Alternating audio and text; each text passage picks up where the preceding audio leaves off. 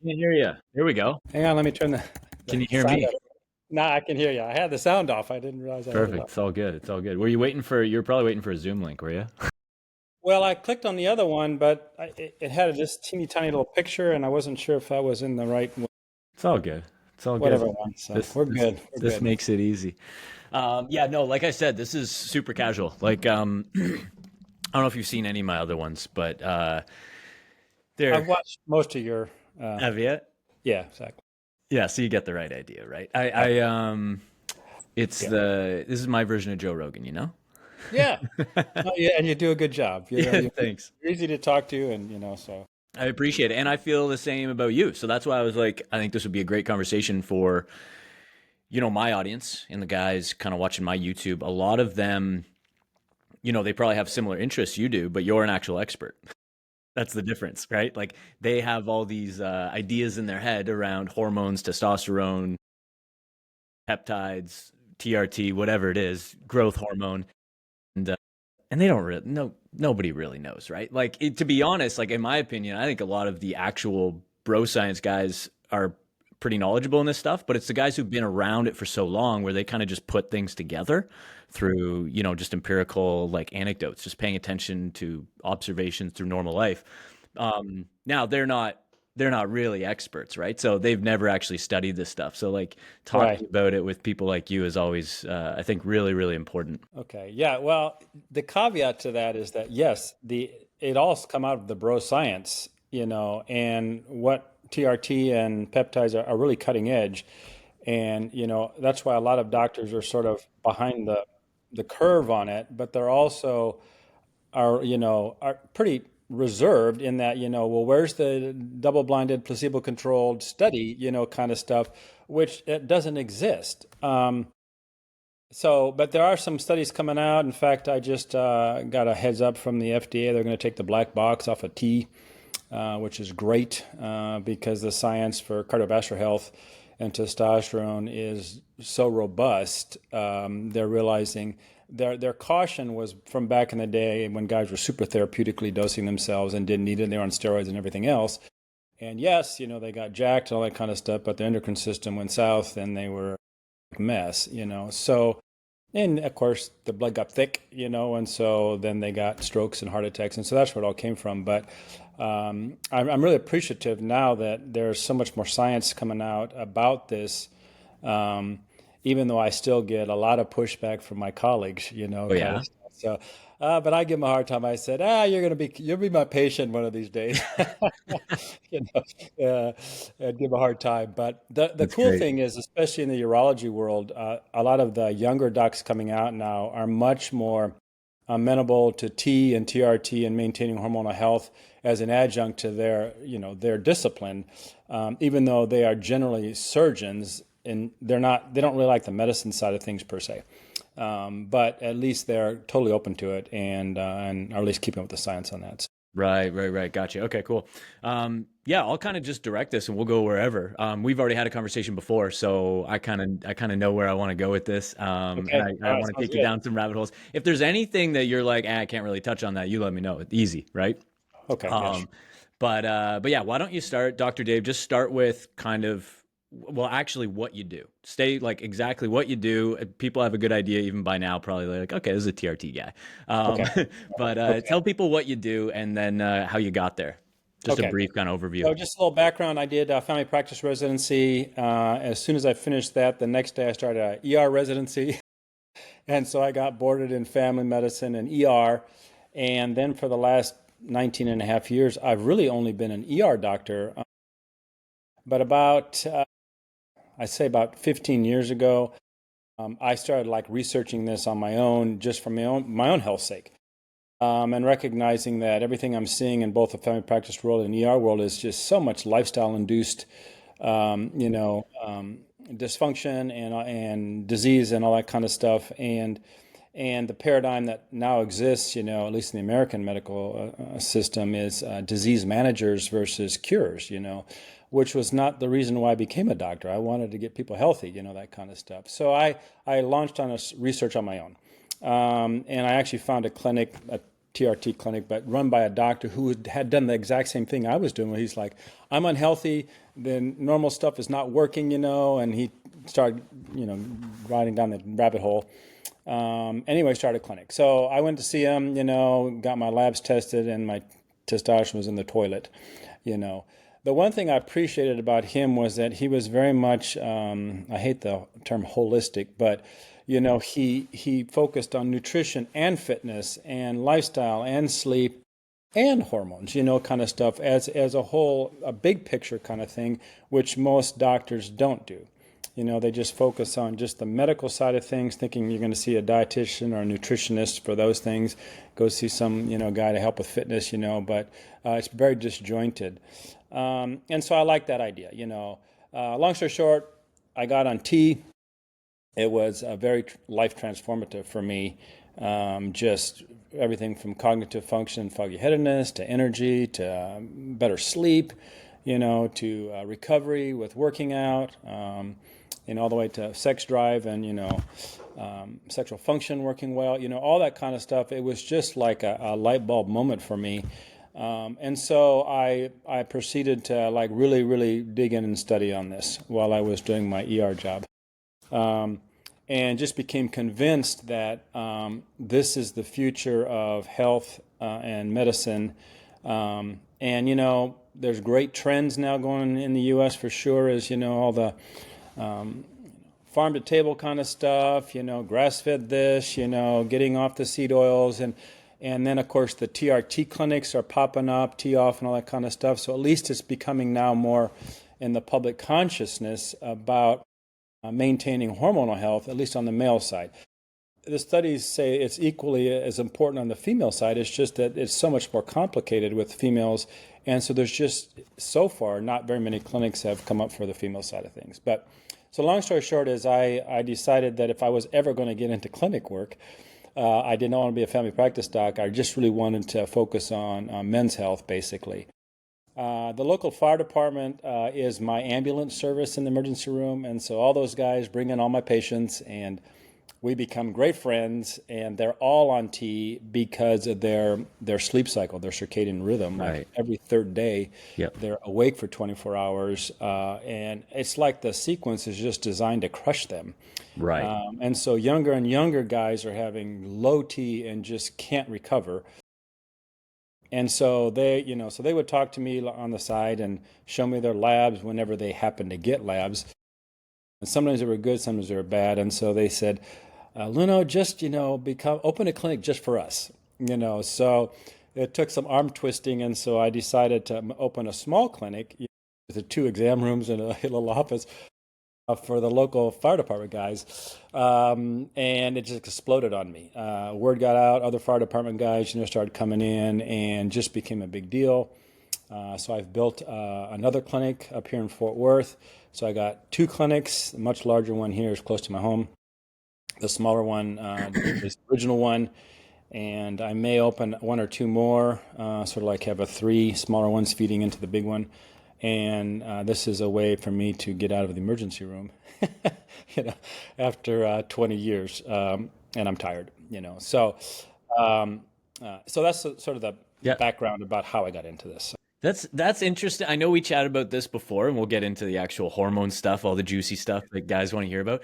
But it's interesting how you tell me if I'm off base here, but it's almost like the ER stuff is like that's more reactive, and then the hormone stuff is more proactive. And I know that you are reacting. A lot of guys are in a situation where they're behind the 8 ball with hormone stuff, but you can almost I'm sure you as a practitioner are like approaching it a little bit differently, where you may see it that way, right? Where like one you can optimize health, the other one you're like, I'm just trying to keep you from dying. Correct. Yeah, totally true. I mean, emergency room, people use it as a walk-in clinic all the time, but the real ER stuff is like you have no prior information. You're just trying to plug holes in the dike and, big picture, keep people alive and then shunt them off elsewhere, So, but a lot of what I see is, lifestyle, disasters, kind of stuff, 40 years of eating, junk food and sedentary and smoking and, just leads to just this metabolic, nightmare. So, and of course, but as an ER doctor, I have very little time with the patients. stabilize, and then goodbye. Well, I don't even know their names. They're just a room number and a diagnosis, really. And that's why I really, really enjoy the clinic side of things, where these people that are coming into my clinic are trying to be proactive about their health. And so, I want to partner with them in that for sure, and I can provide the medical side of things, and then, help them with the other two issues, which is how you and I sort of got connected as Yeah, well. yeah. So, No, I got some questions for you on this because I mean I think about this a lot as well. And I recently, actually, I think after our initial conversation, I think it's been since then. I actually have a doctor's prescription since, so through a private clinic up here. So because for anyone who's watching, this is their first time seeing some of my videos and seeing me. I've been taking testosterone, self medicated since 2021 ish, somewhere in 2021. And I did at that time I was doing powerlifting and I was prepping for multiple different competitions over a couple of years there. So I also used higher doses, medium doses, not very much low, like actual TRT doses. Probably everything was 150 milligrams at least. Um, Actually, I shouldn't even say that. I don't even know if I ever went that low. It was probably 200 milligrams at the lowest, and then everything else would have been including other compounds, would have been 400 to 800, let's say. So definitely super physiological dosing, and then we're 2025 now, so the last couple years I've been consistently running 175 milligrams. That was more of seeing my blood work and being like, okay, that brings me just above outside of the range, just at the top depending on timing of dose and blood work and all that, I'd be somewhere around there. But typically I'd be like just outside of it. And I felt great. All my other blood work was in line and everything looked good. So I was like, okay, I'm just going to hang out there. And that's where I've been for the last couple of years. And then I got a prescription recently for an appropriate dose. Now I can actually kind of look and I can actually see like, okay, 175 actually isn't probably where I should be. For me, if I'm going to optimize, not necessarily just I want health, I want performance, I want longevity, I want it all.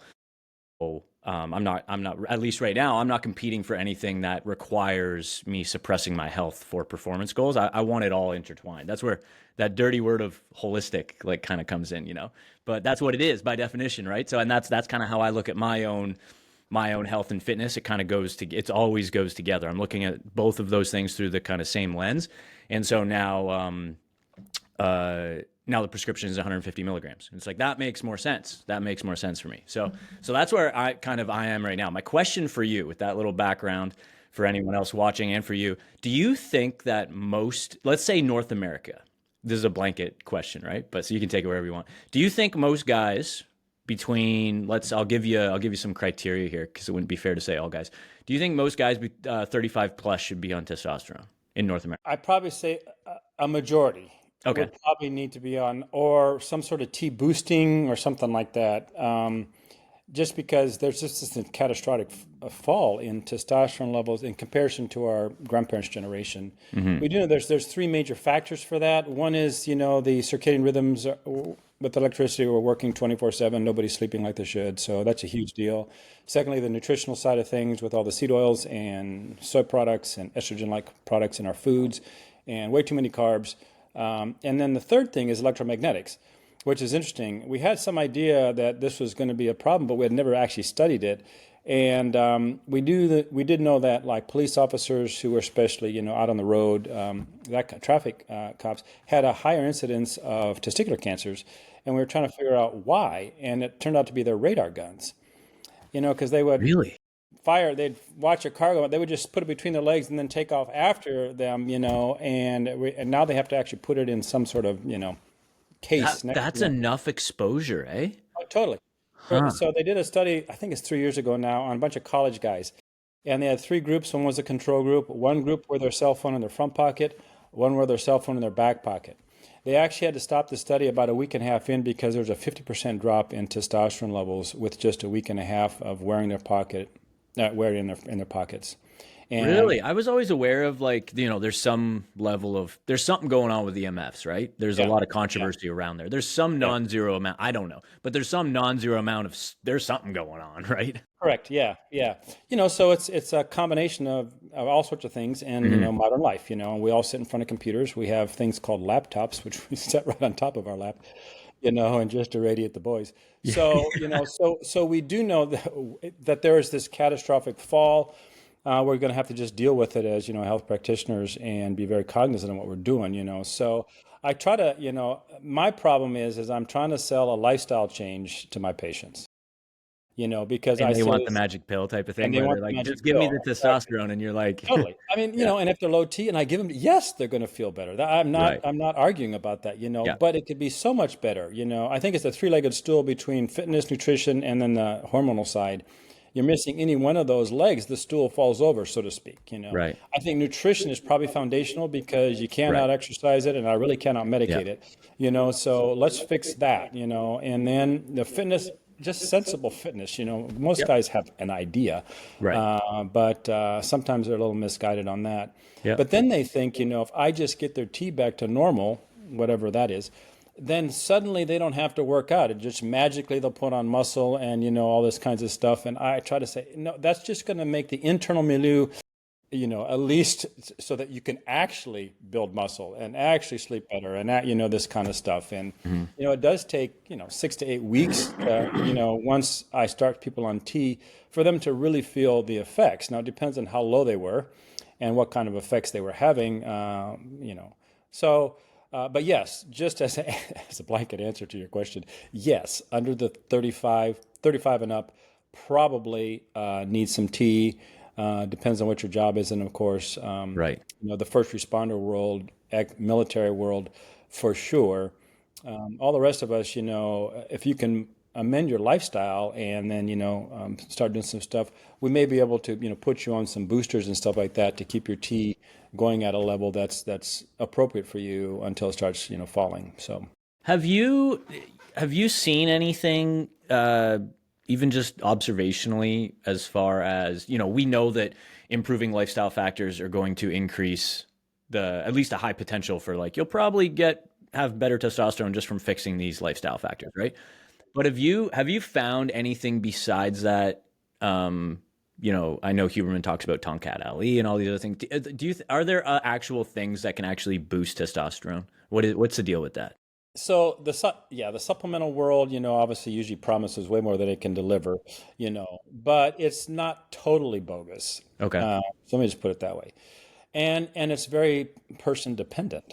Mm, I can put several that are about the same age and look the same body type, la la la, and we can try, the same constellation of supplements. And one guy just, man, this is great, and other guys like, yeah, I feel a little bit, and the other guys don't feel anything. So I don't, I'm not, totally sold on supplements.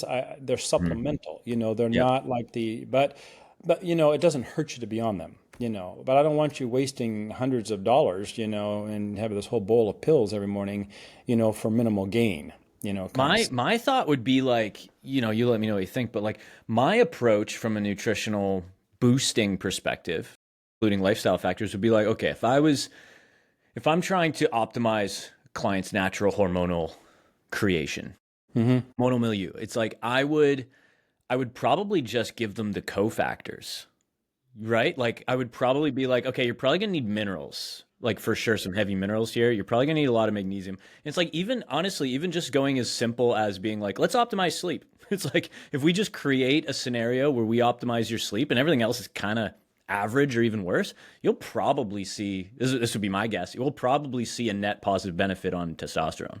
Yes, totally. Yeah. Totally. In fact, just anecdotally, a lot of the fire departments in the Metroplex here are going to the 48-96 sequence. So they have, 48 hours on and then 4 days off. And Oh, some of okay. the younger firemen that have been on T, because of that sleep they're getting on those 4 days off, I've been lowering their T dose because their system Interesting. is recovering and they're able, and they're working out more consistently and they're eating and and so sleep, is a huge factor, Huh. like quality sleep. Let me put it that Right. way. We Right. can sleep for 24 hours and you just go like this all night long and you're not recovered, So you need the actual proper sequence of sleep to actually get recovery. But you're right. Supplements and all that kind of stuff, the cofactors, working on their sleep, all those kinds of factors can definitely benefit people and they'll feel it. Hmm. And you may, stave off having to be an actual TRT for much longer than if you hadn't done those things.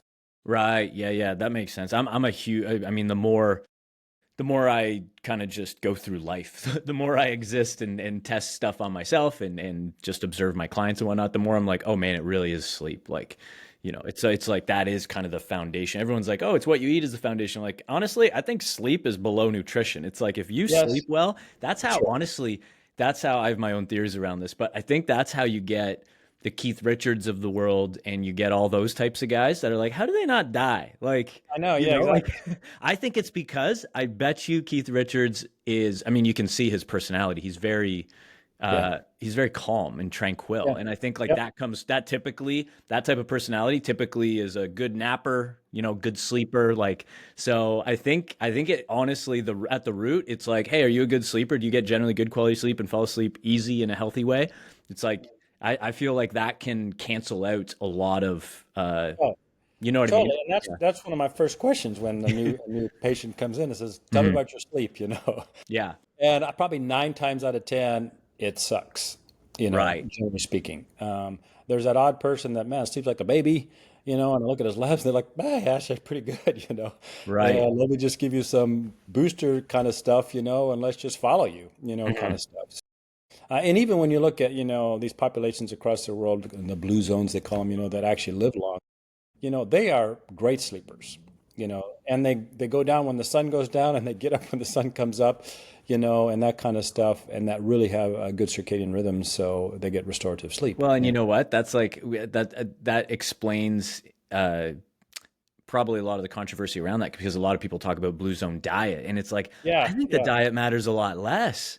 a lot That less. and like you just explained why, at least theoretically why, and I would bias towards that. Like it's like the biggest lever there is really just the sleep. Like that's probably and that might be a big reason why you see so much discrepancy and complexity and confusion and variability between nutritional science because it's like Right. it matters a lot less than we think. Sure, nutrition is huge. It's massive, but it's one of the massive confounding variables there is always going to be sleep quality and sleep Yeah, duration.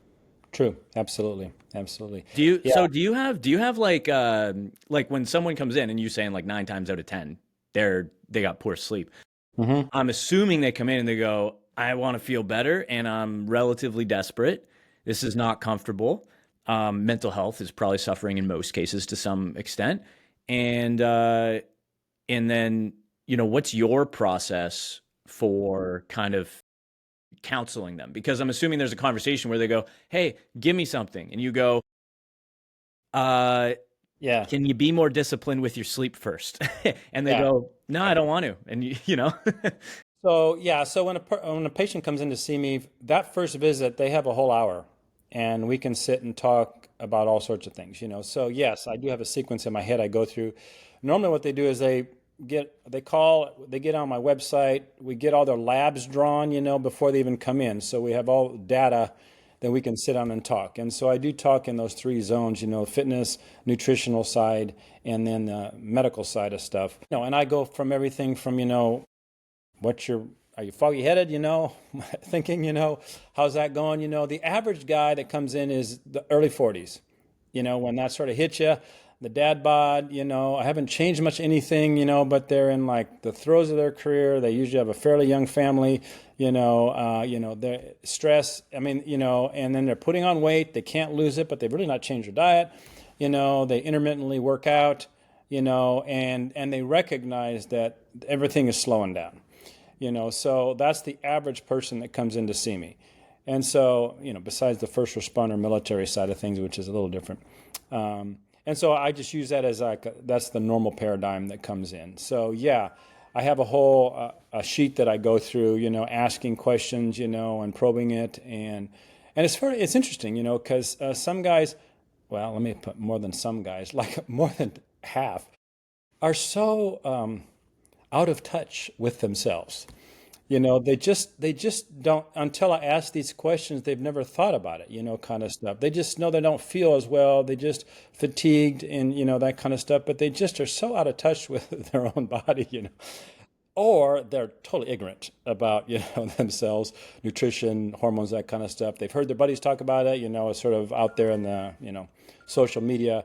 And so they're coming in to sit and talk. So that's why I designed at least an hour just to sit and get to know the person, know where they're coming from, know what's going on in the world, and then I try to set expectations about what is it that you want out of this clinic. I sort of, I present their data to them.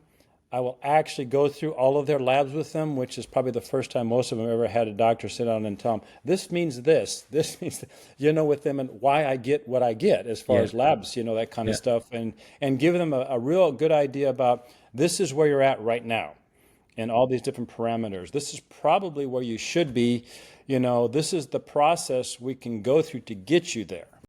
And they don't have any, obligation to be my patient after this first visit. This is a time for me to present what I think, I and my clinic can do for them, and where I see what they need to do, and then we have a great conversation about it, kind of stuff. But I think it's the first time most of them have ever sat down and talked to a doctor longer than 5 minutes, Right. And really have someone really address their health, everything from their mental health, to emotional health and psychological, as well as the physical side of stuff as well. So it's interesting. Whenever I have a joke in the clinic, if the wife schedules the appointment, it's never going to work. Right.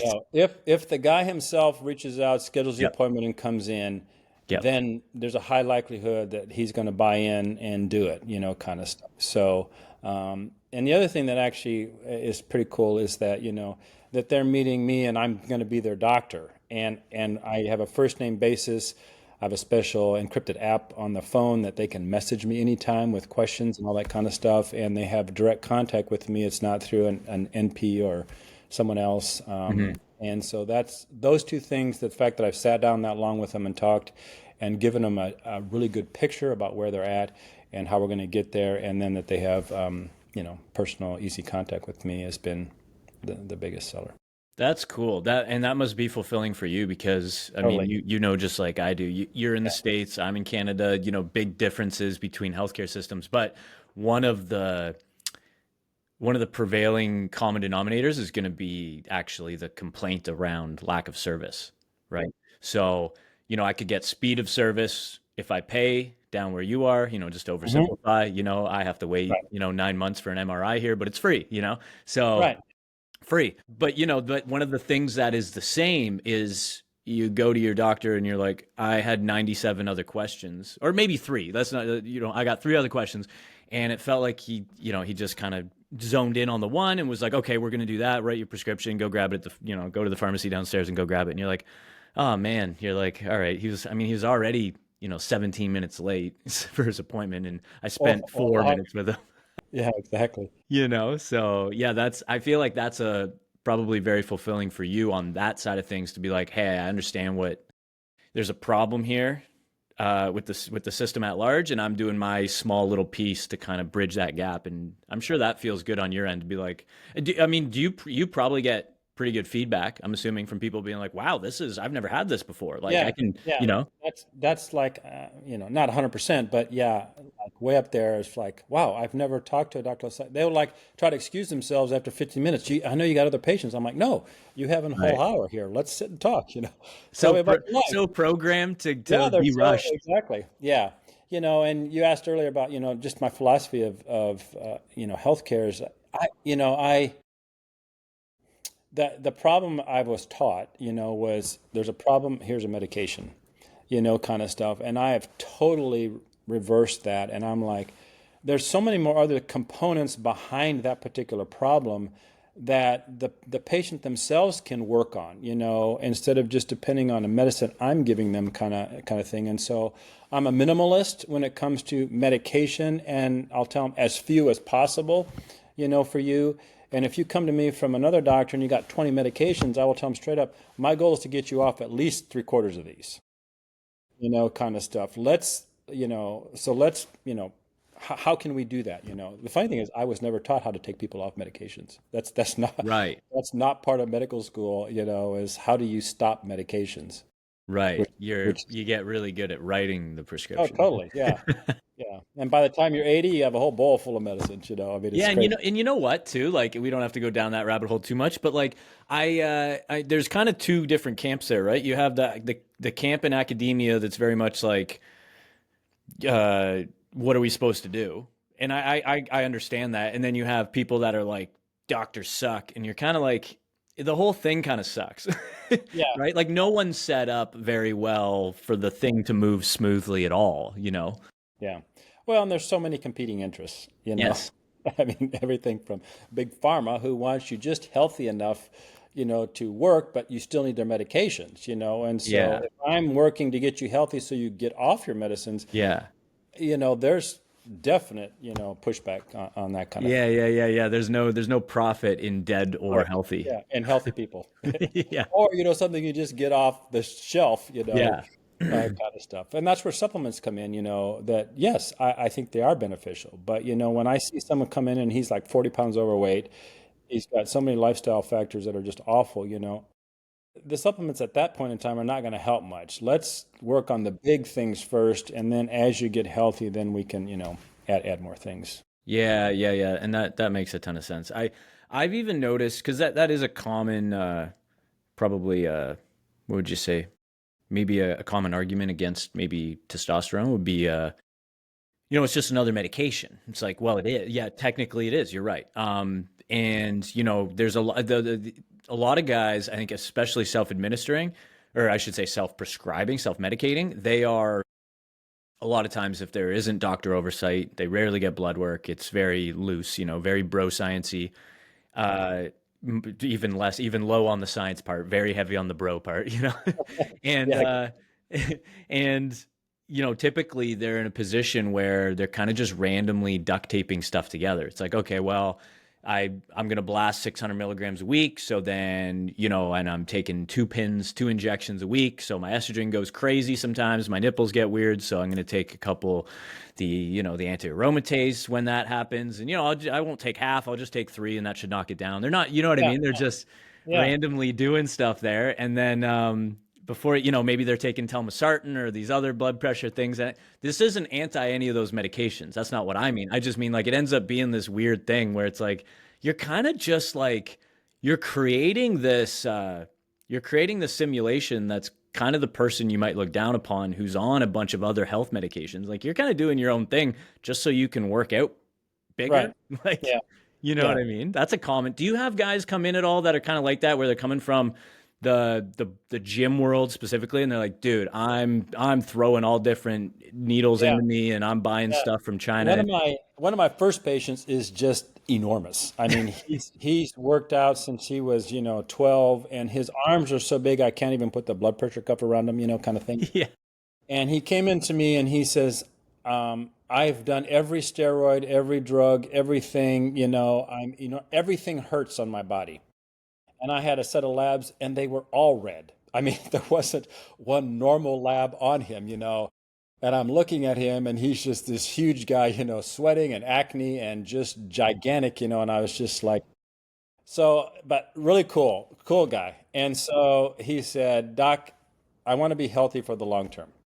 cool. What do I need to do? Love it. So it was great. Yeah, Now he's my go-to encyclopedia when it comes to new guys coming in on a bunch of stuff I've yeah, never heard of. And so yeah, I call him up. I said, "Hey, tell me about this, this, and this." And he's yeah. like, "Man, Doc, do this and don't do that. They should do." And he's just going all over the place.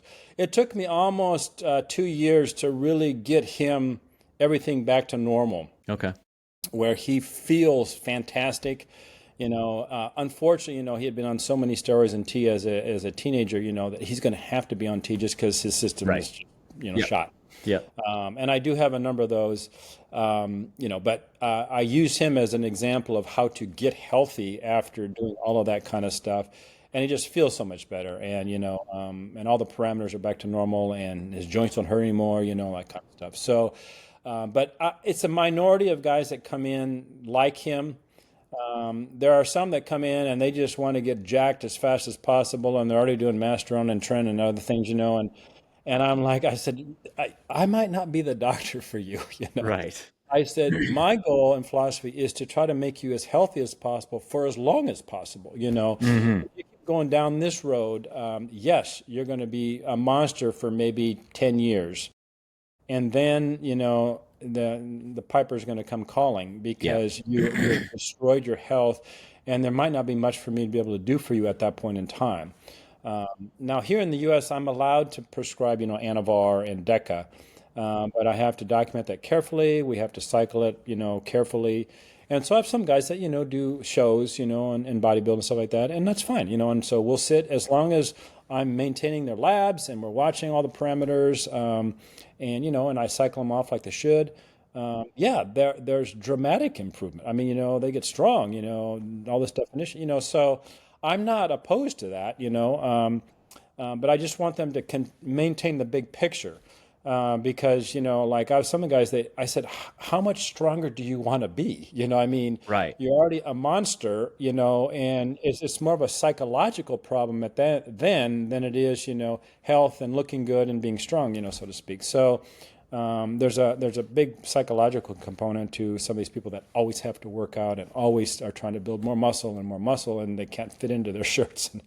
And the Yes. joints all hurt, and I'm just like, okay, let's talk about what is your actual goal here, and as your doctor, it's my job to tell you that this is unhealthy. Right. Yeah, because you But kind of have two different. You could almost categorize. You can't really categorize this simply, but I will. You got two different streams. You got like the unhealthy, non-fitness, eating like crap, doesn't even know what protein or fiber is, right, and then you got the other one that's like, oh, I understand all of the fitness world. I'm on all the bodybuilding Reddit forums, and right, I understand how steroids and protein works. I've weighed my food. I've gone to the gym for the last 20 years. You have those guys, but both those streams can go to a place that's very unhealthy. And then you're yes, like, okay, maybe there's a fitness component, depending on how you want to define that. But as far as a health component, both of you are not in a good place. One's just really jacked, and one's really right, fat. right, exactly, yeah. Yeah.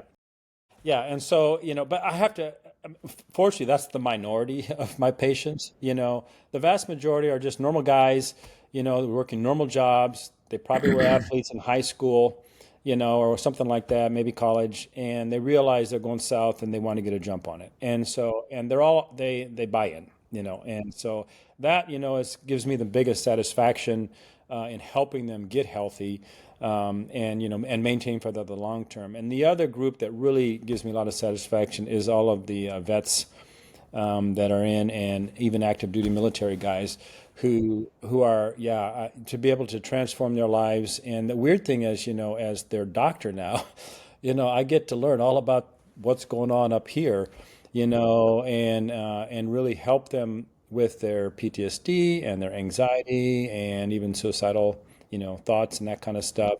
And it's been very, very satisfying for me, as a doc, to be able to step in there. And the fact that they can contact me 24/7 on the app brings down their anxiety component, where they have an avenue for help when they need it, so to speak. That's And cool. the other weird thing is, of course, I'm not a psychiatrist, so it's totally legit for them to come and talk to their medical doctor, but it's never legit to go talk to the shrink, kind of stuff Right. among their Yes. buddies. So, Yeah. so I end up being a shrink, so to speak, on a lot of the guys, but it's interesting because most of them, from the TBIs and blasts and all that, and they are low T, and just fixing their T goes so far to help them, and just so many other parameters, it's going to be malpractice at some point in time for a doctor to not get their patients' hormones just into normal realms, which we can get into TRT now, because that's a moving target as well. But just addressing it and thinking maybe that's underlying a lot of these things, and their DHEA is low, or their estrogen's out of whack or whatever, and just fixing those things, and then see what the derivative effects are, because a lot of sometimes there's things that just go away, that kind of stuff. So this is where I really got into TRT, where it just has so many manifold effects and so many different parameters. Like, man, it is almost like the magic bullet, so to speak, Hmm. and just cardiovascular and mental health and brain function and you name it, kind of stuff. Um, we can get into TRT if you Yeah. want. Yeah, 100%. And let's do that. I have one Okay. question for you on Yeah. that actually, which might be kind of going past where we need to be, but we'll jump into it anyway. Do you have any scenarios or have you had any scenarios where, and maybe this is common. In my head, I'm assuming this never happens, but do you have a scenario where you put a guy on TRT and he was in dire straits, whatever that looked like for him before, where you're like, this guy needs TRT. You get him on TRT, and then you wean him off TRT, and then he's not on testosterone anymore, and he's back to whatever normal is, but he's optimized, he's healthy, and his testosterone stays in a healthy range. Have you had a scenario like that, or generally speaking, are most guys that going on TRT going to stay on TRT? Yes, I have had that scenario Okay. happen. Exactly. Um, so let me put it in two different ways. One is that if they come into me and they're so catastrophically bad all over, even if they're young, and TRT can affect fertility and stuff. We have a long discussion about that. I said, let me at least start you on T just so you have the wherewithal, and then you can address all these other things. And as you lose weight, and get the fat off you, and and change your nutrition and fitness and that kind of stuff, I will wean you down on your T, and C. So that's one scenario. The other is like, I take a stepwise approach. Yes, you're a little low. Let's fix all these other things. Let me give you some boosters. And so I generally like to say, let me prove to you and me that everything that we do around you is not going to optimize your T to where you need it to be, and then we can put you on testosterone. So I try to stair step it up that way. Or I say, this is so unhealthy. Let me get you on T and then see if I can wean you off the T. That normally, the weaning off normally happens in the younger guys, 30s, probably. Once you hit 40s, yeah, I can get you mid-range of normal maybe, on all these other adjuncts if I add, enclomiphene or Clomid and HCG or something like that, along with whatever supplements and stuff we're doing, better sleep, etc. But it may not be, optimal for you.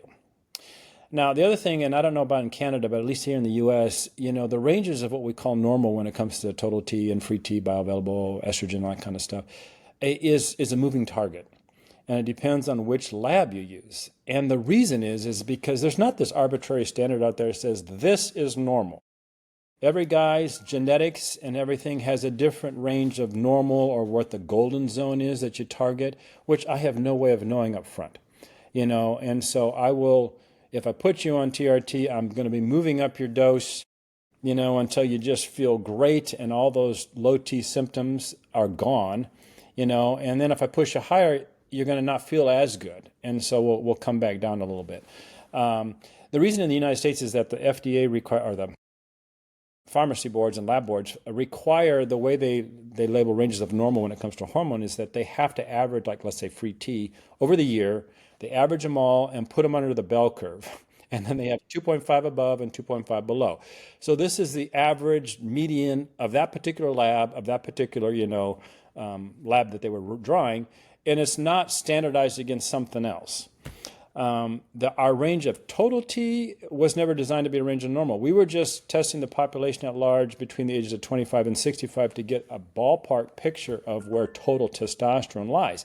But that doesn't mean when we tested that particular guy that he was optimized. It just gave us a ball picture, which is why it's so huge between 250 and 950, which is unhelpful for me totally. The problem Right. is insurance uses it and it says, oh, you are 251 on your total T, so therefore you got normal T. And the guy feels Right. like crap. Right. And which is bogus. They cannot extrapolate from that particular number that this is a normal T, but it's just a way of not paying for it or something like that. But so we used to tell the doctors that do this, we used to tell each other, do 50% what the lab shows and 50% what your patient feels like. And at the last conference I was at, we were all belly aching about this. We're like, because these round ranges of normal, especially the free T, seems to be slightly low. My guys feel better if I have them, just a little bit above the 240, maybe the 280 range, almost a 300 range on the free T. The lecturer said, I've done the same. He says, I only take 20% what the lab tells me, and I use that just as a guideline. And then 80% of what my patient feels like. And he says, as a doc, then you're doing regular labs, so you can you can mitigate the ill effects, whether estrogen goes up or whether their hemoglobin goes up or prostate numbers get out of whack, or nipple sensitive. I mean, this is why you do regular labs and you Right. monitor your patient. Hmm. So he said, so let them go up on the dose to see how well they feel, and then you take care of the side effects kind of stuff. So it's much less. It's not so rigid. Let me just put it that way. Okay, that makes sense, and I'm aware of that, right? Where it's just a bell curve, where it's like, oh my goodness. And I think a lot of the general population is understanding that as well too. They don't really know why or what that really means, but they know like, I don't feel good, so maybe these blood markers don't really, or these ranges don't really matter as much. But I'm sure you've had scenarios where maybe guys are low, but they feel great. So you might be like, and even if you don't have historical data, you might be like, okay, I'm gonna get more blood work and I'll be able to confirm this. But you might even in your head go, this guy might be high for him. So he might be good. He might be close to optimized. But so like, and I'm just theorizing here, but like, do you have a scenario different where you might have a guy at the top and he feels horrible and you're like, that could be low for him. He actually needs to be past the bell curve. And for him, that's actually mid range or even top end normal for him. Very much so. I Okay. have in my head, depending on what decade of life you're in, I have a general idea what most guys probably fall in that particular decade. But you're right. I've had one guy that was super low, and I started him on the lowest dose of tea, and felt like $1 million. All of his symptoms went away, felt great, and I'm just like, dude, you hardly have any tea. But for him, that was fine. And I have other guys that are at the top end of normal, and they're feeling better for sure.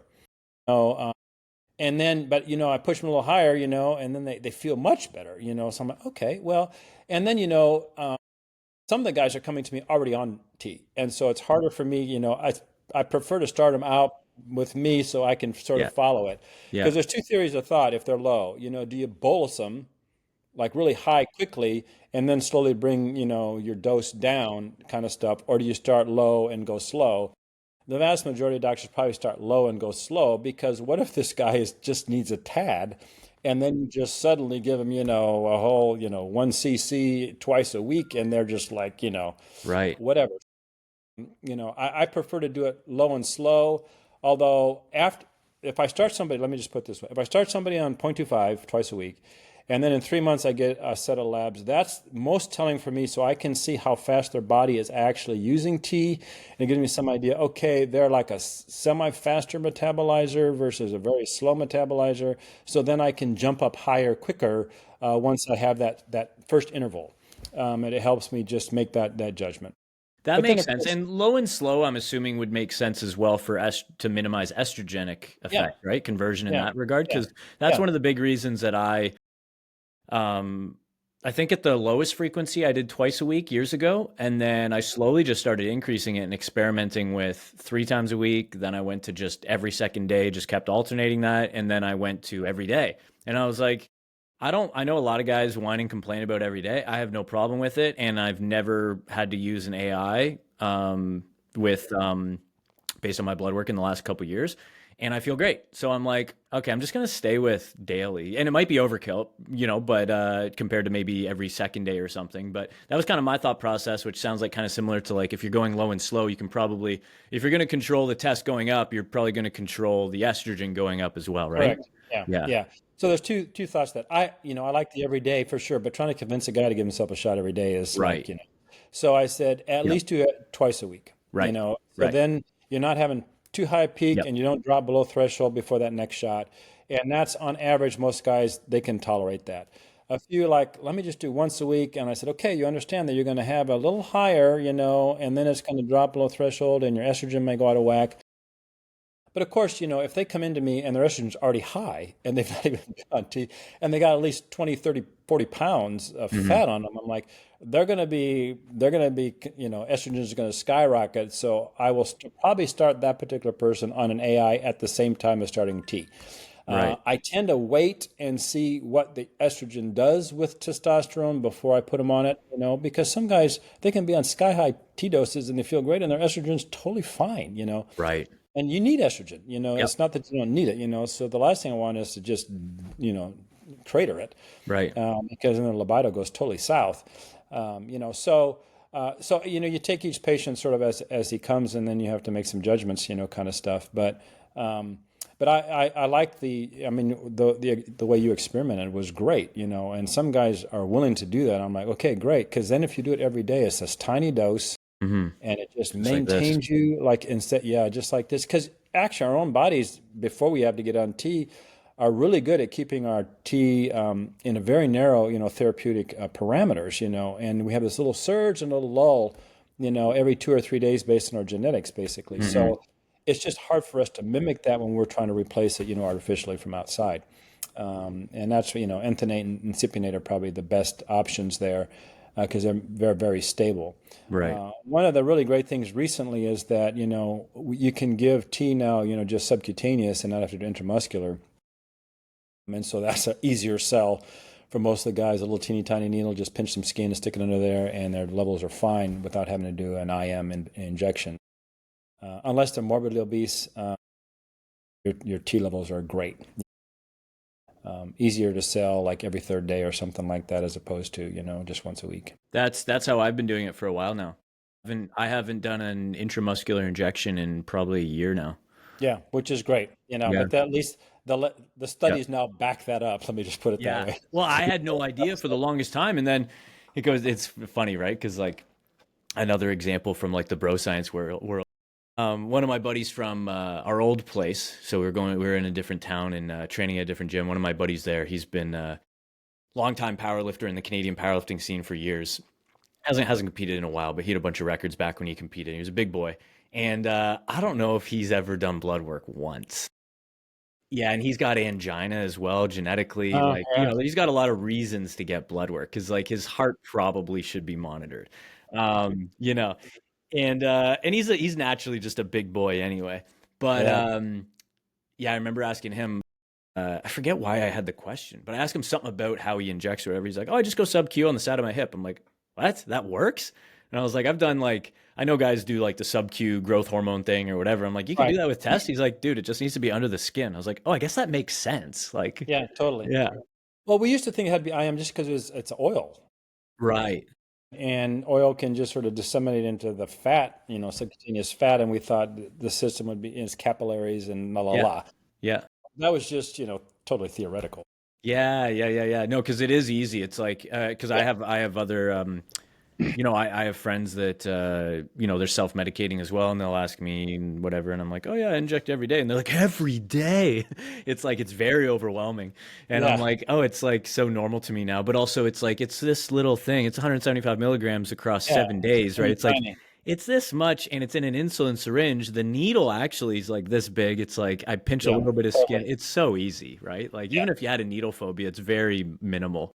Yeah, because you know when they come in and I'm teaching them how to give themselves a shot, it's hilarious. You know that their hands are shaking, you know, and they just can't stab themselves with a needle, and they're covered in tattoos. I'm like, dude, you Yeah, know, you've had millions of it. Yeah, he says, I know, Doug. I just, you know, I was it's like, all okay, psychological, it's right? totally psychological. I Yeah. said, what if you were a diabetic and you had to give yourself an Yep. insulin shot every day or twice a Yep. day? You know, it's Yep. the same thing. Yep. So when I sell it now with just subcutaneous, just pinch some skin, stick it Yep. under there, and they don't even feel it. They're like, oh, Yep. okay, you know, I can Yep. do this. You know, Yep. so Yep. Yep. Yep. Exactly. No, that makes sense. Question for you on the TRT thing, because there are a lot of guys like me that have started for various reasons. Not to get into mine, but just the overview is like I started taking it because I was trying to wean off Zoloft. hmm, And I know that that might yeah, not be a conventional strategy, but no, in my head, it made sense. yeah, I actually microdosed mushrooms. okay, So not enough to get high, but enough to give me some dopaminergic support and mood support. And then the testosterone kind of did a similar thing, but a little different, obviously. But I was like, okay, this cocktail kind of makes sense. So microdose mushrooms, testosterone. Testosterone was 200 milligrams, which I did not need to do, but I was like, at the time, I was like, yeah, this makes sense, whatever. With the information that I had. So I did that, microdose mushrooms, and I was successful. It worked. I got off the Zoloft, and historically before that, I'd struggled to get off it for like the brain zaps that people call it, and just weird stuff, right? So I was successfully able to get off that, which I was very thankful for, and I felt much better. There's a lot of other guys that they just self-administer, self-prescribe, self-medicate testosterone, and they're taking random doses. They might actually try and be responsible with it and be like, all right, I'll take 150 to 250 milligrams. It's like, okay, cool. I'll get blood work once a year. Okay, cool. And then you have the other end of the spectrum where it's like 500 sounds good. I've seen that on the internet. Yeah, and yeah. then they're never getting blood work. So regardless, say you have a guy somewhere in between that where he's like maybe similar to me in the sense of he cares about his health. He's like, I want to look good, I want to feel good, but I also don't want to die. Like I don't care about being huge, but I'd love to be jacked. That'd be great. So like that type of guy that's going to be like, I'm taking testosterone or I'm about to take a shot, say a week from today. You just create that scenario in your head. That guy, like, what is he? First of all, if he was, I mean, you can't really say this as a doctor, the actual like what should they dose, right? But what would they want to look for in blood work? Like, what are they looking for? Because they would have no idea. They'd be like, check my estrogen, I guess. Like, Yeah. Okay. So, when they first come in and I get my huge panel, which is costly, unfortunately, I'm looking at all sorts of things. But when it comes to T directly, you're looking at their hemoglobin hematocrit, so the red blood cell mass.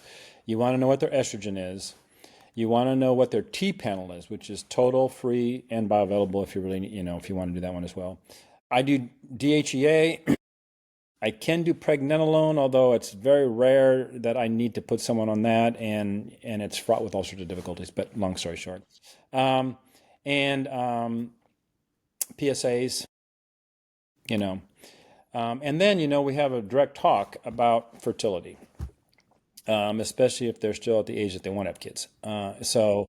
And then they sign consents. That I'm willing to put somebody on T as long as they're totally understand the risks and the benefits and the long-term effects and all that kind of stuff of what we're doing. If they're really young, like late 20s, early 30s, and they're jacked already, I'm just like, I know you want this, but why don't we try some peptides? If you want to work out and build muscle. I could even put you on Anavar Deca, kind of, to actually gain muscle, that kind of stuff. From a lab point of view, from the doc's point of view, and of course, I always do a thyroid panel just because fatigue is the number one reason why guys come in. I just want to make sure it's not a thyroid problem, kind of stuff. But those are the basic labs that you want to get. In the States, it's just easier to get panels because those are cheaper than getting those individual things, directly. So I get, hormone panel. okay. I get a CBC and a comp, Yeah. And then I add the PSAs, kind of stuff for guys. And, because testosterone drives red blood cell production. And so it can go up on some guys who are on T. It drives the growth of the prostate, which is why when we all get old, we have peeing problems because the prostate's too big. And if you have a nidus of prostate cancer, we used to be much more worried about it. We're much less worried about it now because it really doesn't accelerate prostate cancer if you have it.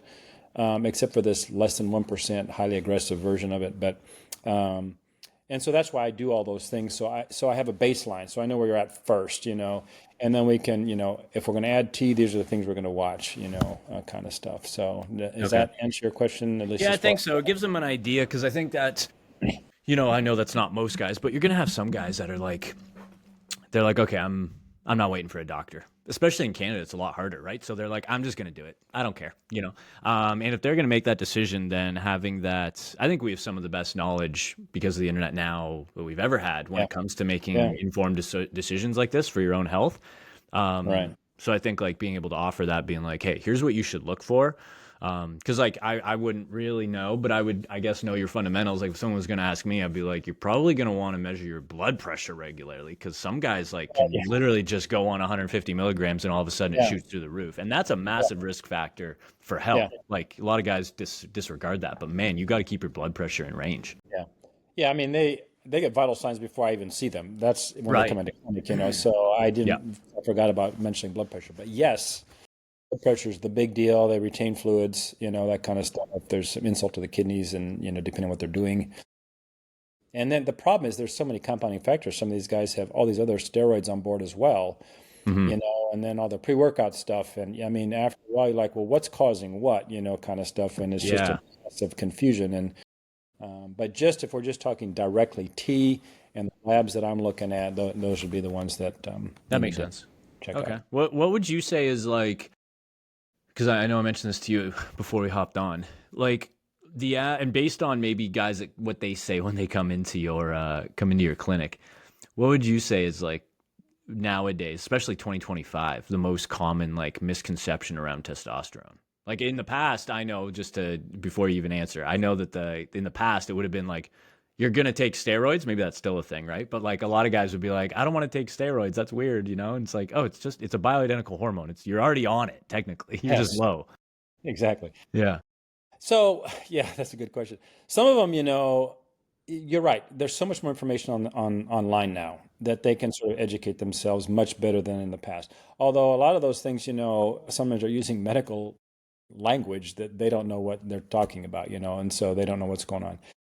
Most of them, if they have a misconception, they think it's just going to be the magic pill. I think that's still the biggest problem that I run into. Yes, it's the master hormone in men, and it regulates all sorts of things, for sure. And you do need to have, your T at optimal levels for you and your genetics and that kind of stuff. But you know, they expect to be almost like shooting up with speed. As soon as they take that shot, oh man, suddenly, and so setting expectations for me as the doc is probably the hardest, which is why I ask them many questions and I'm trying to figure out what's their goal. Why did they come in to see me? What is it that you're looking to get? I try to, I sell myself, I sell what I can do for you, my philosophy of, being a doc and health and that kind of stuff. And does it align with you? I said, and a lot of them are already on other things from their gym bros, and I said, I'm not opposed to that, but I need to know what you're on so I don't make it worse, and that I can give you sound advice, if you're going to be on, all the horse tranquilizers and you name it, I need to know what it is, and then let me figure out what I do. Is that going to make it worse or better or, counteract it or whatever, so, but most of them, have actually sort of educated themselves a little bit. So it's much less ignorance and more just setting expectations for what to expect, how long it'll take, it's just like if I put them on DECA, they think that suddenly they'll wake up one morning and they have a huge bicep, kind of stuff. I'm like, you have to work out, this is just setting the internal context for Yeah. which you can build muscle, kind Yeah. of stuff. There's no magic in any of it, even the fat loss, Ozempics and that kind of nonsense. You have to actually be compliant, Right. Fortunately, like Ozempic just makes you not hungry, so you don't eat, but so you lose fat that way. But so trying to set expectations and trying to spell out what I see as a picture of health versus what they sort of have in their head as a picture of health, kind of Yeah, stuff. that makes sense. That makes sense. You gotta really know what their expectations are. The And ultimately, at the end of the day, in a customer service industry, health or not, that's kind of what you got to do, right? Be like, Yeah, what's the customer need? What are they actually exactly. expecting here? Yeah. Now, Um, I can guarantee certain things. Yeah, if you're low in yeah, T and I give you T, you are going to feel better, okay? yeah, And you will get better. yeah, So it's not like I'm at false yeah. advertising or anything like that, Well, it's amazing, like how many guys, I forget if you and I had already chatted about this, but I posted when I did one of my when I did a cut almost a year ago, start of this year over the winter, and that was the leanest I've ever gotten up until that point. I'm a week left into the cut I'm in right now, Yeah, I've been and watching I'm that. awesome, and I'm gonna be leaner than I was then, or that's what I'm shooting for. But that was the leanest I'd ever been in my life so far. Okay, Okay. and I was on TRT, so I've been on I self medicated, so I was outside of the range, right?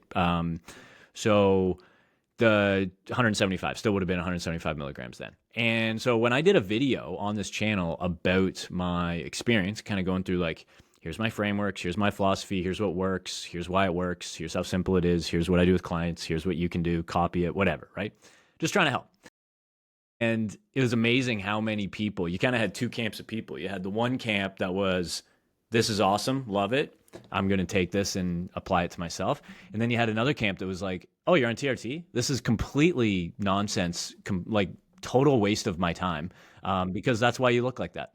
And it can be hard to explain. Not that I have a philosophy where it's like you don't have to defend yourself ever to anybody for any reason, right? Like if they're not open Yeah, minded, don't even bother, right? So I'm not right. trying to do that, but at the same time, it's interesting the perspective that they take is totally misinformed. And I think it aligns with kind of what you're saying in a sense, because I think a lot of like the general population's expectations and understanding around testosterone slash steroids slash hormones, like that whole world, there's a wide range of what that means, but they kind of push them all together into like uh, Arnold and Ronnie Coleman, I guess, right? Like that's Yeah. their word. That's their word. They're like, I guess Arnold and Ronnie Coleman and whatever guy I saw in the magazine and Men's Health a few years ago, and they don't really have this idea that, or they don't really have an understanding and an accurate idea around the legitimate effects depending on dosage and individual variability and lifestyle factors playing into it, because they think you're going to take it and it's going to drastically improve all of these body composition markers. And here's the thing. This is where the nuance comes in. It will. Like I would be lying to be like, oh yeah, it doesn't help that much, because that's the thing. I have to be honest and transparent as well, where it's like me being on TRT helps. So it doesn't do anyone any help, and it's also not ethical in my opinion for me to downplay it. I'm just trying to be accurate with how I play it at all, right? And just explain like as clearly and accurately and precisely as I can that I'm like, it helps me. It doesn't help as much as you think. Right, right. you No, know? totally. Yeah, you hit the nail on the head on that whole dichotomy.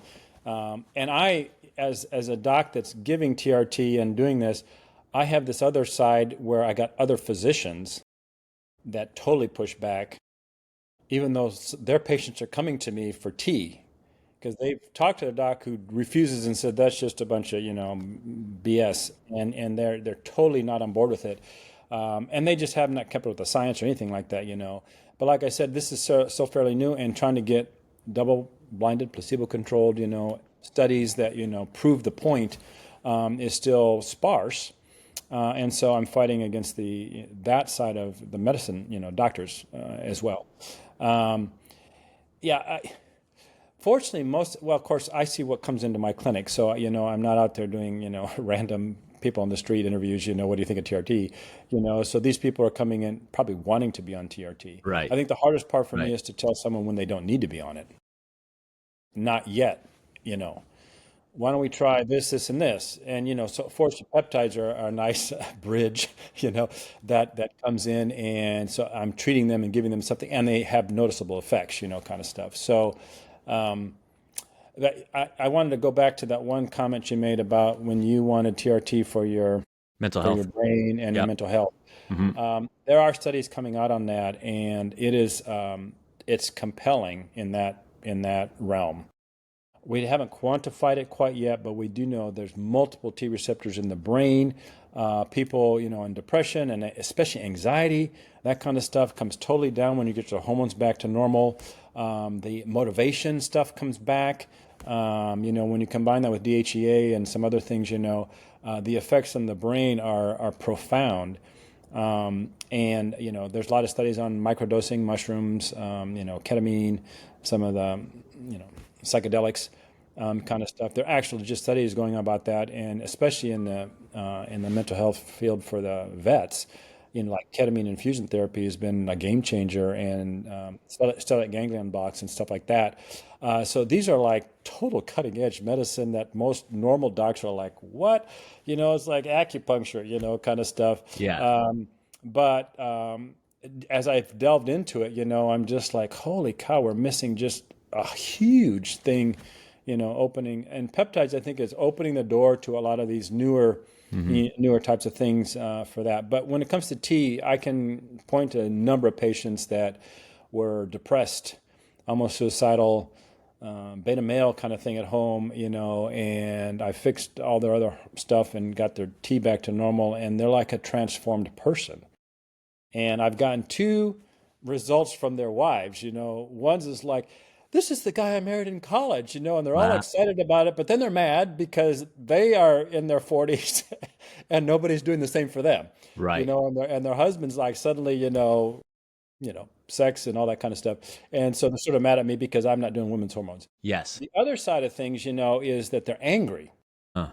at me because he's gone from this couch potato, just a beta male, to like acting like a man, and Right. pushing back and all that kind of Right. stuff. I had some lady post all sorts of crap online about me, that her husband, like roid rages kind of stuff, Right. and he's not roid raging. I just got his hormones to normal, Mm. kind of stuff. And he himself says, "Man, it's just been transformative," and he wasn't putting up with the BS at home. Sure. Yeah, yeah. He's not So as passive. yeah, yeah. But most of it is the wives are like, "Why are you not treating us?"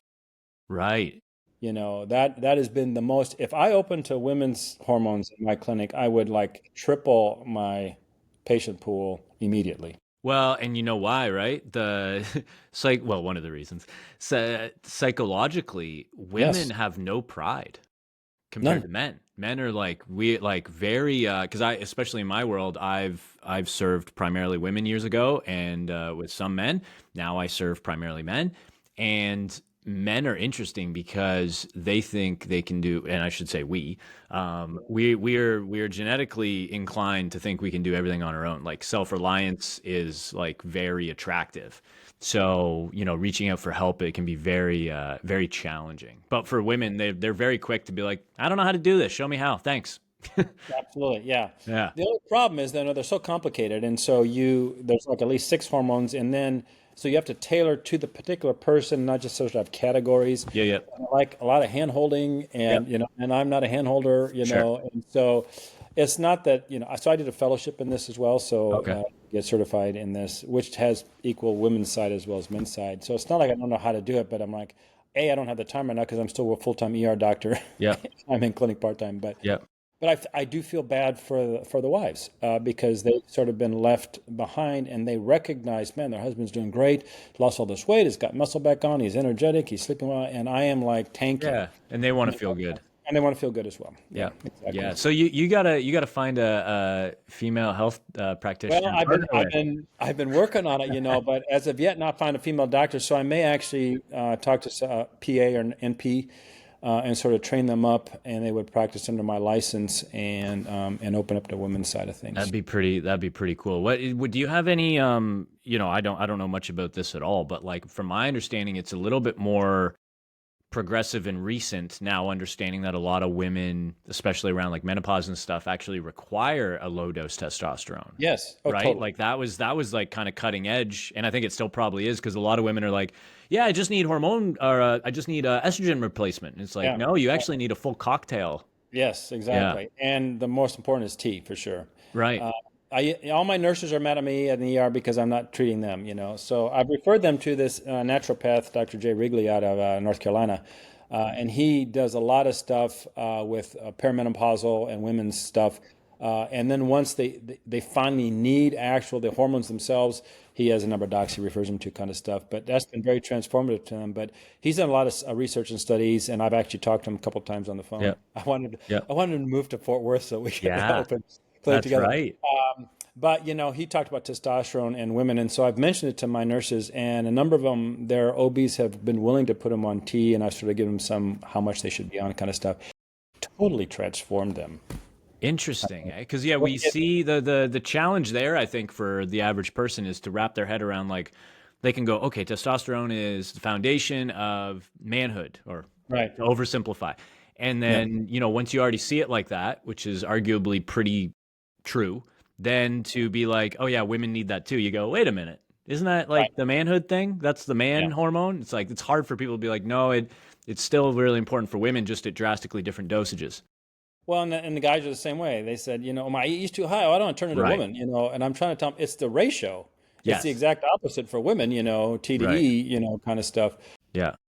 So yeah, it's funny how they have that. But I feel bad for the women's side of things because it just is not taken off as much as, male hormone replacement has. Yeah, yeah, yeah, yeah. That'll be cool to see if you can kind of go down that down that road and see if you can serve that market.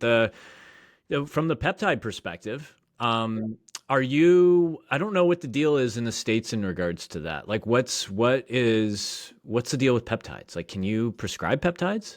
Yeah, yeah, Okay. totally. Yeah, I'm part of the American Peptide Society now. Cool. Okay. Yeah, cuz do you know who Dr. Khan is? Dr. I do Khan? know who he is. Yeah, okay, cuz I believe he's Canadian. Like I think I think he's originally. Canadian. Yeah, in fact, the last conference I had, half the lecturers were from Canada, the other half were American. Yeah. Okay. Okay. Because he's cool. Yeah, it's sort of sponsored, or Yeah. at least came up through the A4M Society out of Florida. which is sort of the new academy that regulates hormones and stuff. But yeah, so as far as peptides, so the FDA has sort of stepped in on peptides because there's at least 15 or 16 of them that are so effective, they almost act like medications, and so the FDA doesn't want you buying them online because who knows what you're getting. That's the gracious way of looking at it, Sure. or they Sure. want to get in on the money, Yeah. either which way. Obviously, you want quality when it comes to peptides. Just as a aside for all the people that don't have heard the word, so peptides by definition are 40 amino acids or less. And then medications are proteins, which are 41 or more amino acids, sort of as a sequence. In the United States, sort of is in the protein medical side of things, although they're sort of stepping into the, under that. Basically, every cell signaling enzyme and hormone and everything in our whole bodies are peptides, basically. They're manufactured, they're put in a certain conformation, certain sequence of amino acids. They go Yep. out, meet the receptor Yep. that they made up with, do its effects, la, la, la. So peptides have become a big deal when we figured out how we could make a growth hormone analog. This is basically where we first came up. Arnold and all the Hollywood guys can pay $5,000 a shot for the real growth hormone, which has miraculous effects, but you can only be on it for so long because they cause every part of your body to keep growing, especially like internal organs like the heart, liver, spleen, that kind of stuff, until they become dysfunctional. Andre the Giant unfortunately had, enzymatic problem where he would not be able to, it wouldn't come down as he aged as far as the production level. And of course, all these things went south, and he died. But of course, he was a giant, and he was monstrously strong, and we figured out we like that growth hormone molecule, but we don't like all of it. So our technology is such now that we can analyze every molecule that every part of our body produces. We can figure out what portion does what, and we can splice and create a synthetic analog of the portions we want. So the first one was growth hormone semirelin. Just targeted muscles, ligaments, and tendons, release some skin. And it worked like a charm. As far as the effects, they got stronger. They had no side effects to this, like the steroids, which is water retention, and then of course the atrophying and weakening of ligaments and tendons when it comes to steroids. And these seem to have no side effects, and they're just amino acids, so your body doesn't see them as foreign either. And so that was sort of the light bulb moment, and now of course it's exploded in all the types of peptides that we can make. Currently, they're all like subcutaneous, like insulin shots, primarily because you can have a smaller dose and it goes to the target tissue before the liver gets a hold of it and then, tears it apart. Where all our oral medicines always have that problem where they have to be dissolved in the stomach and then a co-transporter be absorbed, another transporter, the liver gets a hold of it. And so trying to figure out how much gets to the target tissue is always a crapshoot. Right. So all the peptides now they look like insulin. They're in little vials, that kind of stuff. Mm-hmm. You can mix them, Mm-hmm. so if you're on 2 or 3, just put them in one little insulin syringe and give yourself a shot. Mm-hmm. And I can see down the road here, this is transformative for medicine, for health, that I can let's say, Tim, you come be my patient. I figure out what you need as far as what constellation of peptides, do you the best. I can call my compounding pharmacist and say, hey, I need this, this, and this in a cocktail, and you get it, and yours is unique to you, and Mr. Jones over here has a different cocktail of peptides kind of stuff. For health and longevity's sake, I think this is going to be, it's going to be transformative, and then hormones as well. So this is where the peptide rules come in. It's new. In my experience so far, some of them work really, really well, and everybody that's on them feels something at least, and others not quite as well. It's a little hard for me to, because it's really difficult to test you to figure out what enzymes you're lacking.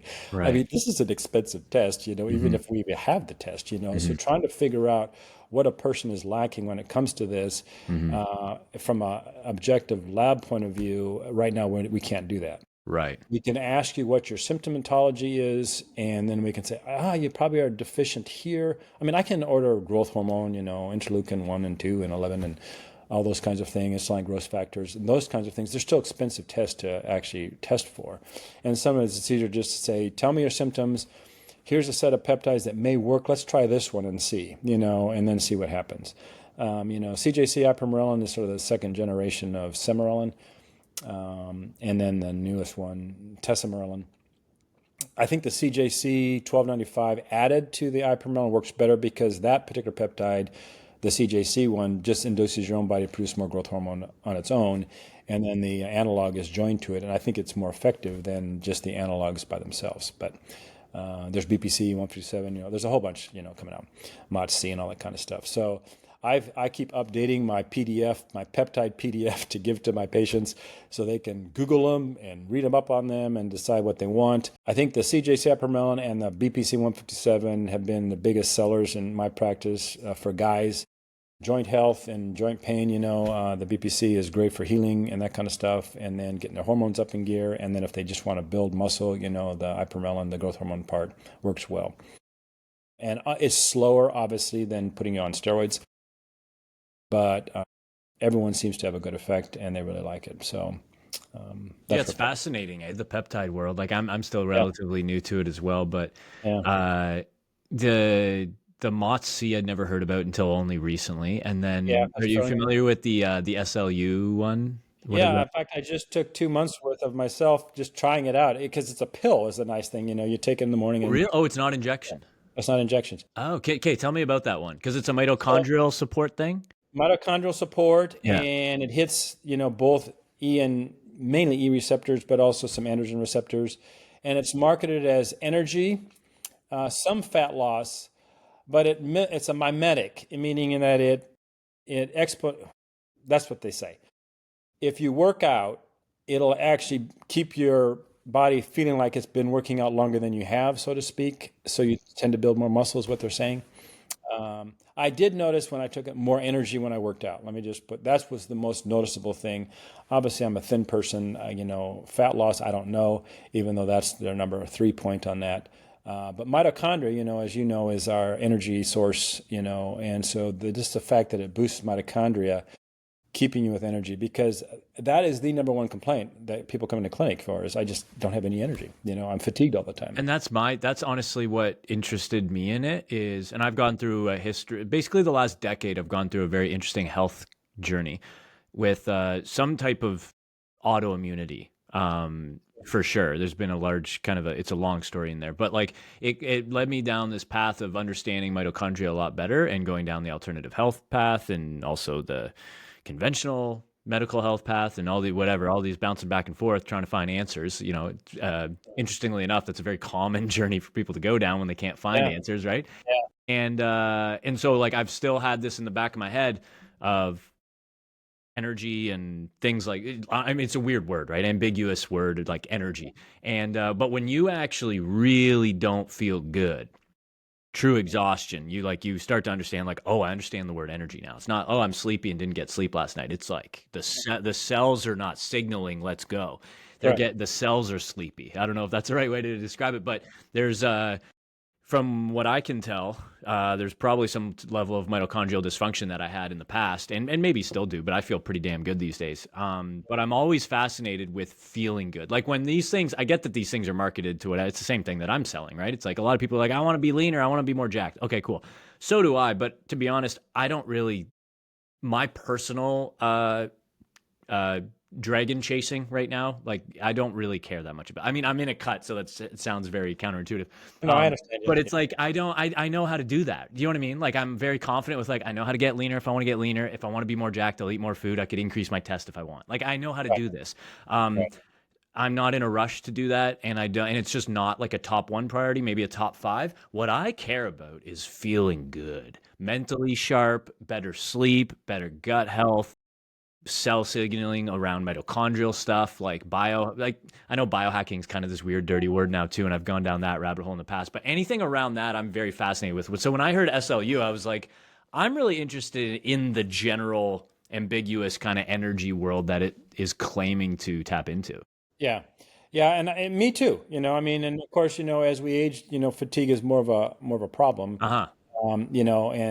So I said, I was at one of my compounding pharmacy guys, and I was picking up my BPC 157. He said, hey, doc, we've added TB 500 to one. You want a whole vial? And I said, sure, I'll take it, and we have this new thing. And he pulled out this bottle, full of pills. And I said, what is this? And he said, he gave me a little sheet, he said, why don't you try it and let me know what you think, So I just finished 1 month's worth, kind of So stuff. tell me about it. What's your review? What's your assessment?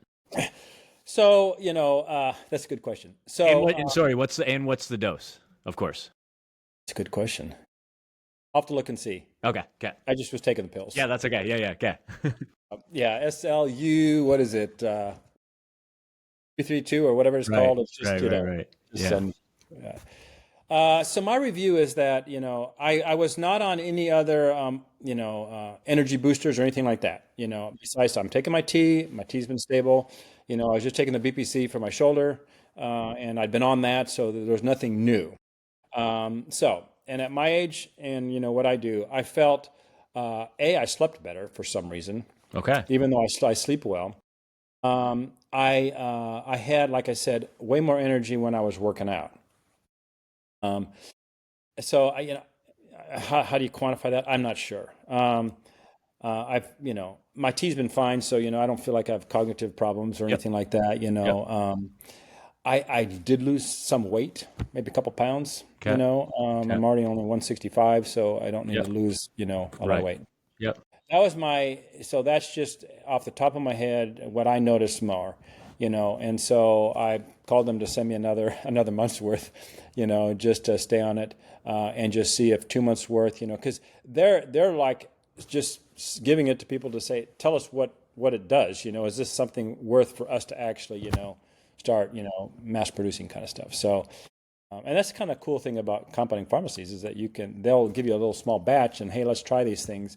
They call me regularly and says, hey, what's the latest in the peptide world? What do you think we should, produce? What would your patients like, kind of stuff. So that's always been, a pretty cool thing to have medication or therapies. Let me put it that therapies Sure. for my patients that may benefit them, kind of stuff. So, Yeah, I'd be curious. I'd be curious over the next month to hear your follow-up yeah, see assessment. how I do? Yeah, Yeah, yeah. yeah, because I have a friend who's Canadian, actually just moved down about a month and a half, maybe 2 months ago, down to one of the Carolinas. I think he's North Carolina, and he just competed in his second bodybuilding show down there. And he was telling me, he's like, dude, he's like, the SLU is awesome. He loves it. And when we were talking about it from like an energy mitochondrial perspective, which then has some downstream fat loss effects, which of course they're going to Yeah, market that side more so for people. totally. Yeah, Um, the Yeah, when my head went to like, okay, that sounds favorable in a cut for sure. You're trying to get leaner. That's going to help you to some non-zero amount directly and indirectly on body composition, probably.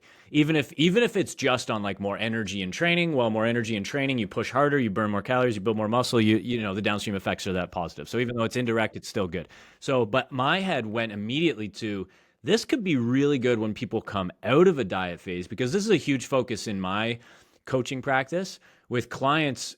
A lot of people are hyper focused on dieting, right? Losing weight, losing fat. Like that's the big North American problem, or at least the perceived problem. The real problem is keeping it off. Everyone's really good at losing weight. That is not yeah, hard. Like, no one's yeah. had a problem with that.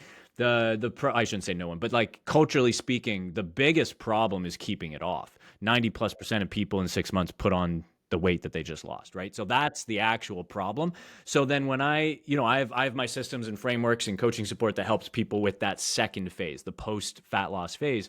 And so I was thinking, I was like, there could be a use case here with utilizing this in a healthy way after, as you're adding calories in the form of energy, as you're adding food back into the mix to help Yeah, people stay lean yeah, and increase metabolism. Because that's the whole point there, is you want to increase metabolic rate when they're coming out of a fat loss phase, yeah. you Yeah, know? actually, I didn't thought about it in those terms, but yeah, that's my frustration too. When guys come in, want to lose fat, Uh-huh. they want me to put them on, Ozempic and Mounjaro and all that kind of stuff, and I'm like, but then you're going to put it right back on. If you don't actually make any changes while you're on it, Right. then when you come off of it, Yeah. you go right back to your bad habits, Right. and what you're eating. So, Yeah. so you're right. It's that post loss phase is the Uh-huh. most critical, to maintain it. And I hadn't thought about it at the SLU as far as being beneficial there. I'm gonna have to research that a little bit because that may be I was going to say easy fix, but at least an adjunct. Well, because then you look at it almost like it's a longevity part of a Yeah, longevity protocol. Like even, yeah, I have friends that they take growth hormone and they'll take a couple units every day. and they're like, I sleep amazing. It helps me stay leaner. I like their joints feel better. They so not necessarily like a performance utility in their case, but they're taking a dose that is supporting their longevity long term. At least it would appear to be, based on their symptoms and or lack of poor symptoms anyway. They feel great. So I almost look at it as like kind of a similar kind of use case. Yeah, yeah, You absolutely. know? Yeah, Yeah. absolutely, for sure. I did want to go back to one thing that I Yeah. think we missed on the T. I Yep. don't, as far as fertility and testicular shrinkage, which is a big problem when it comes to fertility. With testosterone. So I have put people on T and taken them off and got them rebooted their system, their HPA axis, and got them fertile again. All of them have, and it's up to, I don't know, 40, 50, some guys, got them fertile again. The literature says you can't guarantee that, and if they've been on it, for a long time, or high doses or anything like that, it's much, much harder, and it is. I had one guy that was on super high T doses, came to me as a patient, already on T, and then I met a new lady, and then they wanted to have kids. It took me a year and a half to finally get him. So on our semen analysis, there's a little 15-second screen, video, and we saw this little swimmer go across the screen. She's like, yes, he was all excited about it, Yeah. and 3 months later, they got pregnant, which shocked me because, I was like, okay, well, it only takes one of those bad boys, Yep. but Yep. in his case, I said, you're not going back on T until you actually deliver this child and you're not going to have another kid, kind of stuff. And I'd put him on Clomid and HCG and stuff, and his levels just slowly kept increasing the longer I kept him on it, because the literature says about 9 months and that reaches its max effects in you, those two meds. But his just kept slowly climbing. So he's in the upper third, but not maxed, and he feels great. And he's Not been on not this, not on testosterone. not on testosterone. So it's Okay. been almost 4 years now, and he's maintaining. And I'm like, then let's just ride that horse for as long as possible. And once it starts failing, then we can go back on T, and fertility was great. So I just need everybody to, so that's just why when they come in and I'm going to put them on T, I mean, they sign consents, that we've talked about this. And so they're well aware of what's going on. The other thing is testicular shrinkage, which unfortunately is a problem. The testicles will shut down because they don't need to do anything. Some guys don't have any issues with it. Their testicles stay fine. Probably, 3/4 probably start having some testicular shrinkage. I put them on HCG. HCG is sort of counteracts that. It basically directly stimulates the testicles. So the feedback loop stops, the negative feedback loop stops, and they start plumping back up. And they do produce some T, which is nice because then you don't have to have as high of a T dose, kind of stuff. If there's any thought when I put them on T that they're going to want to be fertile, then I just put them on HCG right off the bat, Right. kind of stuff. And that just prolongs that and keeps them fertile for longer. So just the two effects of testosterone are that, and then all my gingers get acne, unfortunately, and so so we could treat that, and that kind of stuff. But I've not had as many issues with nipple tenderness or gynecomastia or anything like that with T, and of course I'll do estrogen blockers as needed, kind of stuff. I only have one guy that he was on low dose T and his estrogen skyrocketed and his nipples were just killing him, and on 2 AIs, and he was still having all sorts of issues. That seems to be like a massive individual variability. Totally. Estrogen, Yeah. yeah, that seems to At be. most guys, it's almost nothing. They may get a little sensitivity, AI, and they're fine. I have 2 guys but these are and I asked them directly when they were going through puberty, if they got, like a little bit of breasts that were hard, that hurt during puberty, they're the ones that are more likely to have issues with nipple tenderness and or gynecomastia. And they may not have ever recovered from puberty, and they have a little bit there before you even start them on that stuff. So I've sent a couple off to just have the surgically Yep. removed. Yeah, yeah, like that, and that makes a ton of sense because I mean, I even just anecdotally, I know guys 800 milligrams to a gram of stuff, and you even look at their bloods, and you're like, oh, ratio's good. Like, Yeah, I know. It's phenomenal, So that's why not everybody needs an AI, and I try to be judicious about it, For me, it goes all over the board, So I take my AI when I feel no libido, basically. Mm. Yep. And then I take it for a month or two, and then everything's back to normal, and then I stop taking it. So there are the people that are sort of this weird metabolizing that they will do it off and on. So I said, just be aware of your body, and then take it as needed. So That I makes just wanted to sense. make sure we mentioned those two those Yeah. two Well, topics. you're right. Those are the biggies, right? Everyone's got questions around fertility and whatnot. So, especially Yeah, like younger guys, right? yeah, totally. I mean, getting on T, rarely have a problem with erections. In fact, libido is almost off the charts, and you need to, tone it down. Um, but when it comes to the testicular size and that kind of stuff, they get pretty self-conscious and that kind of stuff. So I warn them ahead of time about that. So, and if they have any like varicoceles, you have to also be careful with that too. So, Yeah, it makes sense. Okay, cool. Well, I won't take up too much of your time here, Doc. We can always do. I'd love to do another one. There's the follow-up, always, exactly, sure. There's there's always always, new things coming out, So there's always stuff. Yeah, and I always have. I didn't even think about some of the peptide stuff until we kind of got into it, like SLU, yeah, MOTS, stuff there's a like lot that. of we can talk about peptides, and I'll actually, if we get to talk again, I'll send you a whole what's coming out, all the lists, so we That'd be can great. talk them over. And so I talk them through with the guys. I said I need you to read them. I don't have a time to talk through like the 100 of them that there are. Yep. Start googling them. There's always Yep. great information, and then these are what I recommend. Yep. After meeting you, and Yep. then so. Yeah, that'd be awesome. Like even just do a peptide episode.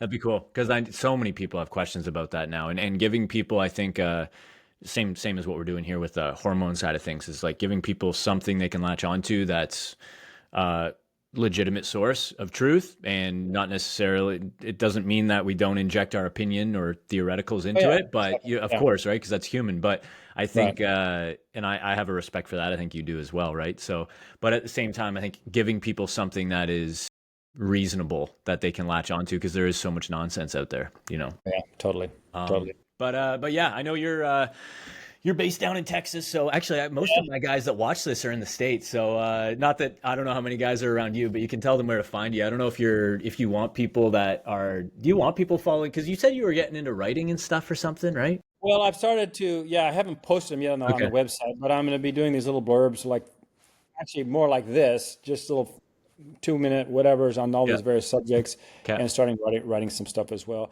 I Yeah. am actually, interestingly enough, credentialed in every state. Okay. This is the new thing that came out, so I could technically be somebody's doctor who lives in, South Dakota, so Gotcha. to speak, if they just Gotcha. want to book a time to talk and we can talk over stuff.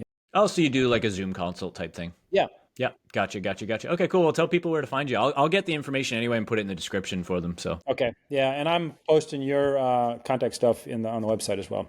I appreciate that. So Yeah. hopefully get some help Absolutely. or get some patients out of that. So Yeah. No, you don't call them patients, clients, or what do you call them? call them clients. Yeah. Yeah. Clients. Okay. I probably legally can't call them patients, right? Because I think it's like a Well, medical yeah. thing. I mean, but they're still proprietary, I definition of know. patients. So I you know. can But do whatever. it's So all good. Clients, customers, patients. I still call it my coaching practice because I mean I think a lot yeah, of people should probably take their coaching more seriously. It's such a low barrier to entry, this type of job, that it's easy for people to not take it serious, right? And be like, yeah, I'll write you a training and meal plan. You're like, man, like this is if you're gonna do this and take care of people's health, you got to take this a little more seriously.